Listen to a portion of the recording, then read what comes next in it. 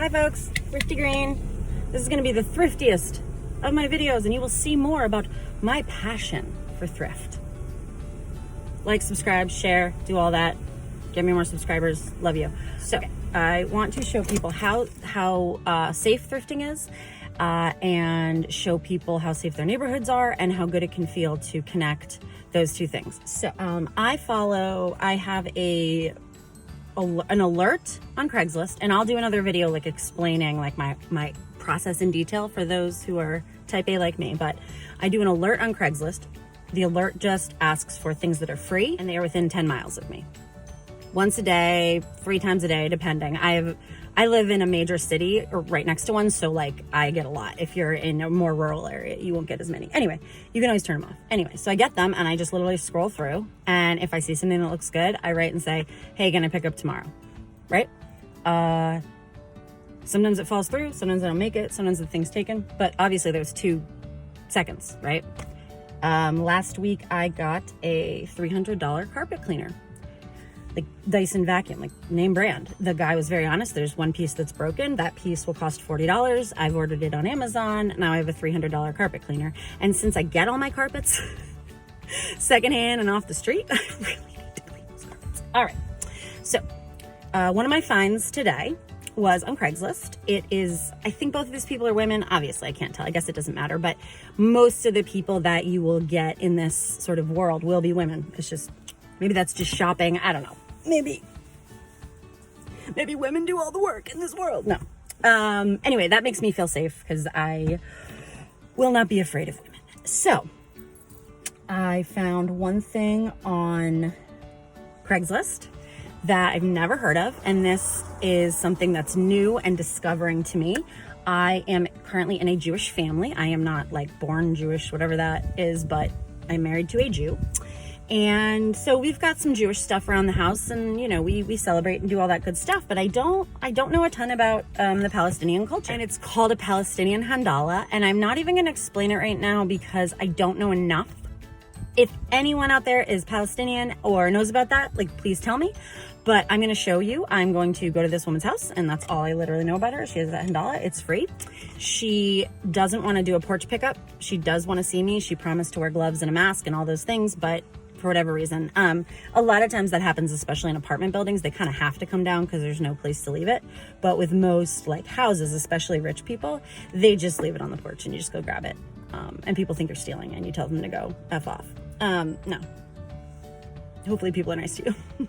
I've never had a creepy situation. So I've been doing this since Craigslist existed.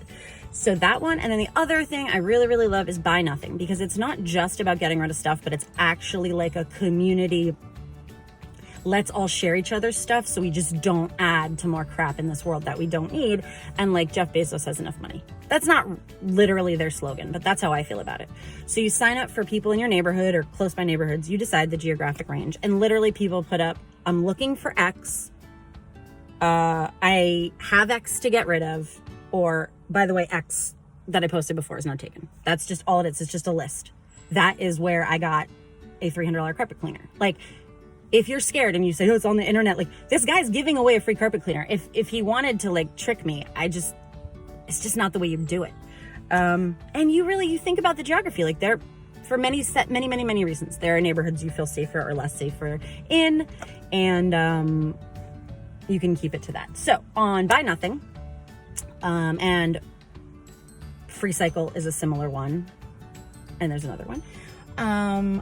Same thing, I'd get an alert for free stuff, and I found a woman is giving away a bunch of pillows that are shaped like cupcakes, and my son loves pillows and loves cupcakes, and he continuously is taking all the pillows off of my bed and off of the guest bed and throwing them on the ground to play with them, which is wonderful and adorable, and I don't want my pillows dirty.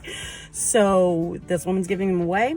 She said it was a smoke-free, pet-free house. I have never, in all the things I've gotten, had reason to believe that a person was lying. Now, it's up to you whether you care if the house is smoke-free or pet-free. I usually just go check it out. And if it smells, I don't take it. But, you know, totally up to you. Most things that are posted say that, which is really nice. And, yeah, she's getting rid of these pillows. I said I have a 4-year-old who love them. She's like, perfect. I feel like they're safe because the second they get here, they are going to be washed on hot and dried on hot, and that pretty much makes them safe. Or I'll say this, it makes them as safe as they would be coming from Amazon.com and a factory in China. That's all I'm saying.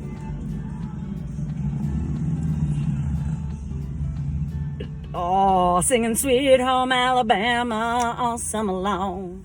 Dude, those are Republicans. Okay, that was 2 men, probably white.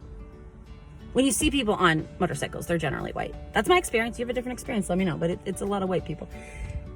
Listening to Kid Rock, that is a redo of a pretty racist song from the past. On big old hogs, driving through my suburban. That was awesome. I do love that song. Okay, I'm gonna go pick up my kid, then I'll come back and tell you how I picked up these free things from some random people. And hopefully you will see that I wasn't murdered and I don't COVID. I'm really hoping on the COVID and the murder thing. Yeah. Stay tuned. Bye, guys. Hey, everybody. It is a few hours later. Picked up my kid. Yeah, quickly passed out. This is how I do this efficiently. Is I try to pick an afternoon. I pick him up at 1, and like last night and the day before, I set up a bunch of pickups for Tuesday. And since most of these are just leaving something out in your house, it's pretty flexible when you show up. I might think this is silly, but my kid, when he wakes up, is gonna love them. I got a bunch of these. They're like all different dessert pillows, right? And I know they're hand sanitized, and as soon as I get home, they're gonna get washed before he even touches them. Might even be before he wakes up. Now we're going off to get the Palestinian handala. And of course, we're listening to the Bachelor podcast. So what else would we think about? And we might sing some Pat Benatar. I don't know. I don't have a lot of time. Anyway, I'm in a very rich area called Chevy Chase, where like anybody rich and famous and stuff that doesn't want to live in Washington, D.C.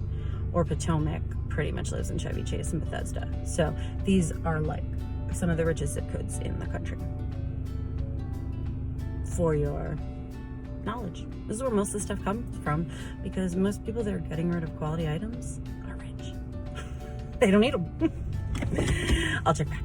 This building, we got the bed in our guest room from someone moving out of this building. You're totally right, Henry. Why do you know everything? He knows everything. So yeah, that was a fun time. KJ, thank you so much. Bill, thanks for letting me borrow your truck.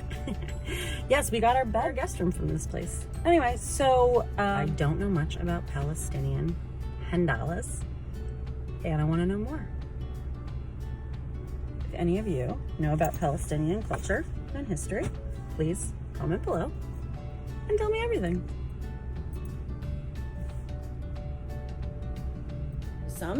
I'm putting it up to you, internet. What do you know about Palestinian resistance and culture? I know that simply by saying the words Jewish or Palestinian, it sounds political, but here is my goal in all of this, folks.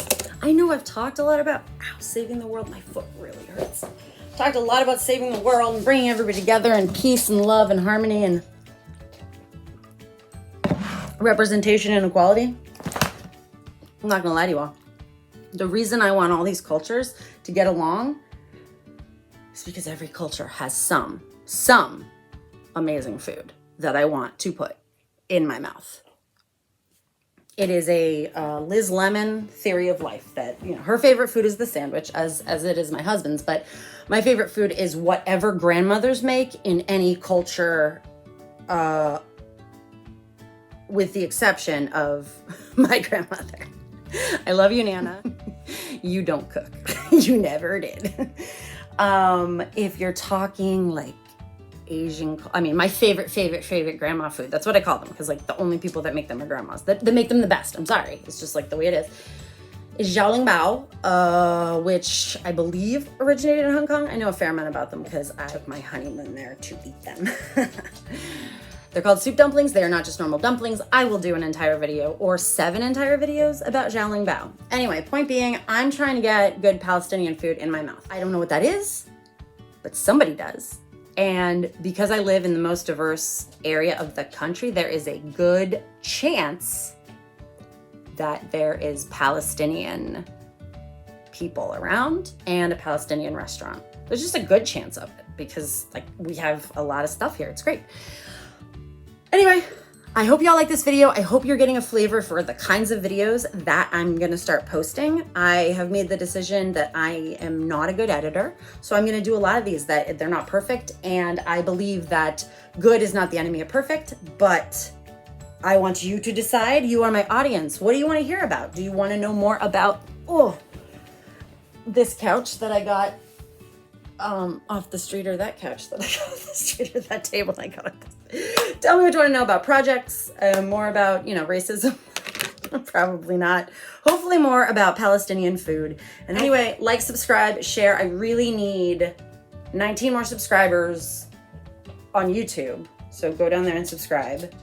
So that I can go live and do all these other cool things with my YouTube. And if you're not familiar with YouTube, or you are just sick of listening to me, but you want to support me, here's the deal. If you want to hear every time I show up, great. But I can't tell who's viewed me. I can tell how many views I get, but I don't know.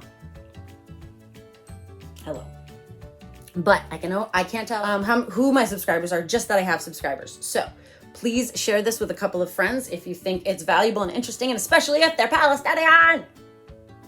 Sorry, my dog's crazy, my kid's crazy, I'm going crazy. It's been a long day, but it was fun. I hope you enjoyed it. See you next time. Subscribe, like, Instagram, all the things, all the things. I'm gonna say it, my dog is sniffing my nipple. Goodbye.